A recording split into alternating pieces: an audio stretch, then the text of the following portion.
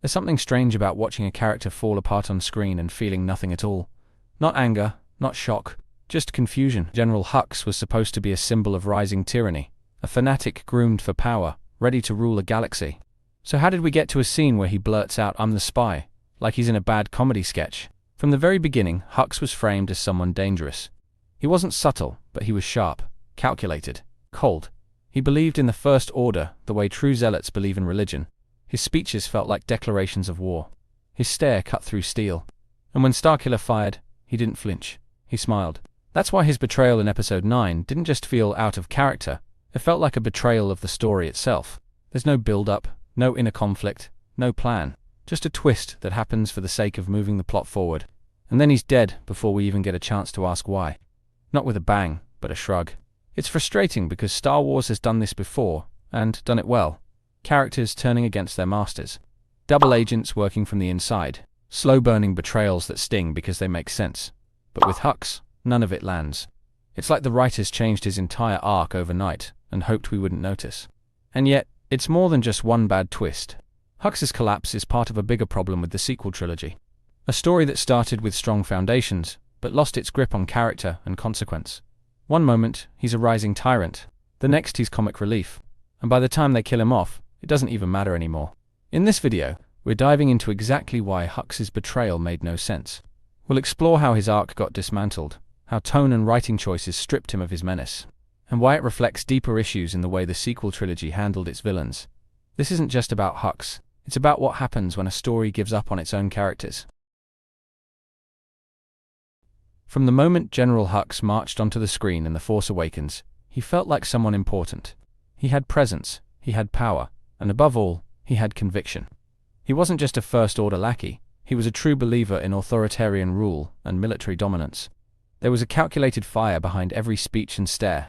You got the sense that Hux would rather burn the galaxy than let it disobey him. And yet, 3 movies in, the guy who once screamed about the end of the Republic turns around and helps the Resistance escape. Just like that. No build-up, no inner conflict, no hidden arc quietly unfolding in the background. It feels less like a plot twist, and more like someone in the writer's room needed a quick way out of a jam. Which leaves fans scratching their heads more than leaning in. We're told Hux betrayed the First Order because he hated Kylo Ren, but that alone doesn't hold up. This is the same Hux who watched Starkiller Base obliterate entire star systems without blinking. The idea that he'd sabotage the entire cause just to spite Kylo feels like a stretch at best and lazy at worst. Not impossible, sure, but deeply unearned. And that's where the real problem starts. It's not that he betrayed the First Orderites, that the story never gave us the groundwork to believe he would. There's no setup, no layered motivations, no gradual descent. It's a sharp left turn, and it happens so fast you barely even register it before he's shot and tossed aside. So now we're left with this cartoonish version of a once promising villain. A guy who went from space fascist to comic relief in record time. And honestly, it's hard not to wonder what could have been if his arc had been treated with even half the care of his introduction. Let's talk about what really hurt Hux's character, the most tonal inconsistency. The sequel trilogy never seemed sure whether it wanted Hux to be intimidating or ridiculous. In one scene, he's delivering fiery propaganda with the intensity of a dictator. In the next, he's getting thrown to the ground like a Saturday morning cartoon villain. This kind of back and forth kills any chance at a meaningful character arc. It tells the audience that nothing about this guy should be taken seriously.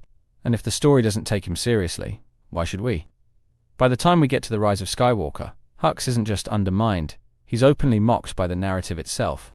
The worst part is that this shift didn't happen gradually, it hit like a freight train in The Last Jedi. Suddenly Hux is being prank called by Poe and flung around by Kylo like a ragdoll. He's not evolving, he's being stripped down into a joke.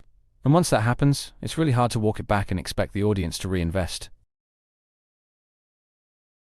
When you look back at Hux's earliest moments, there's this underlying sadness to how wasted he was. He was clearly set up to be something more, a rival to Kylo, maybe even a counterbalance to his chaos. There was ambition, cruelty, vision, all the ingredients for a great Star Wars villain. And yet we barely scratched the surface. Imagine if Hux had remained the ideological face of the First Order. A cold, calculated commander who believed in order above all else. That kind of antagonist doesn't need force powers or a lightsaber.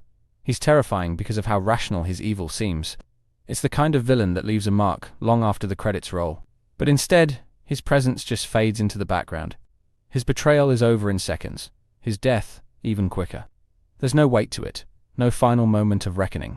The character just dissolves, like the story lost interest and moved on. And as fans, that stings. Because we remember who he was supposed to be. It's not just about one character, it's about what his downfall represents.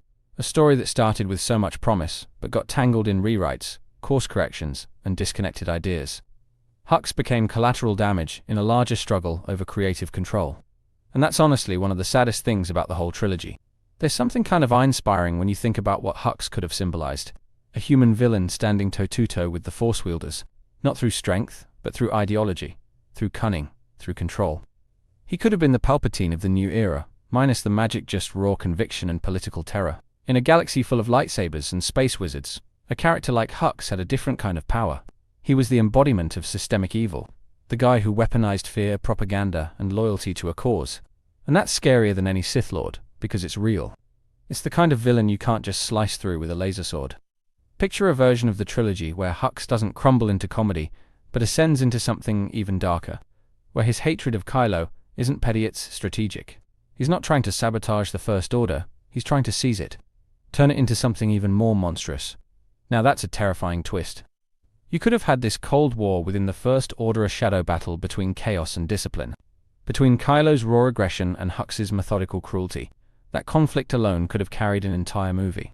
And it would have deepened the themes of power, corruption, and legacy in a way that actually felt earned. But instead, we got a betrayal that plays out in less time than a TikTok clip. And all that potential, every hint of something greater was flushed away, like it never mattered at all. Even though Hux's arc fell apart, there's still value in analyzing what went wrong. Because Star Wars is bigger than any one character, and every misstep is a lesson for the future. If writers want to create compelling villains, they have to commit. They have to follow through on the seeds they plant early on. Characters like Hux are a reminder that setup matters. You can't just flip a switch and expect people to care. We need to see the journey, if it's slow, even if it's subtle. That's what creates real emotional payoff. And if there's one thing Star Wars fans know, it's how to recognize when a story cuts corners. But here's the hopeful part. These mistakes don't have to be permanent. We've seen great redemption arcs and villain stories come out of side projects, novels, even animated shows. There's always a chance to revisit these characters and rebuild them in ways that feel satisfying and true to their roots. Imagine a prequel series or novel that shows Hux's rise to power, his childhood, his fanaticism, his competition with Phasma and Kylo. Give us the depth we never got in the films. Flesh him out into someone we love to hate, not just someone we laugh at once the scene cuts. Because if there's one thing Star Wars has always done well, it's proving that no story is ever truly over. Not even the ones that were cut short. In the end, Hux's betrayal wasn't just of the First Order, it was a betrayal of the character himself. Of the arc he was promised, the menace he once embodied, and the intelligence that made him unique. He didn't fall, he was pushed. Out of focus, out of relevance, and finally out of the story. And that's the real tragedy here. Because a well-written Hux could have elevated the entire sequel trilogy. He could have been the brains behind the terror, the cold logic behind Kylo's fury. But instead, we got a cardboard traitor with a punchline death. A reminder that not every twist is cleversome, or just shortcuts. What makes it worse is that we wanted to believe in him. We saw the early spark, the ambition, the hunger, the ideological madness. There was a spine to him, a vision. But instead of letting that grow, the films turned it into a joke. And that's not just disappointing, it's disheartening. Because characters like Hux matter.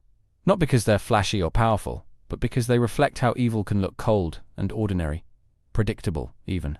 And when a story fails to explore that, it loses something important, something that could have made the world feel just a little more real. So when Hux said, "I'm the spy," it wasn't just a bad line, it was a warning, a symbol of everything that went wrong, and of how even the most promising characters can be betrayed by the story that created them. Thank you for watching the whole video. I make videos because of my love for Star Wars and Marvel. I've been asked countless times how I get my subtitles, and I generate them automatically with a tool I built.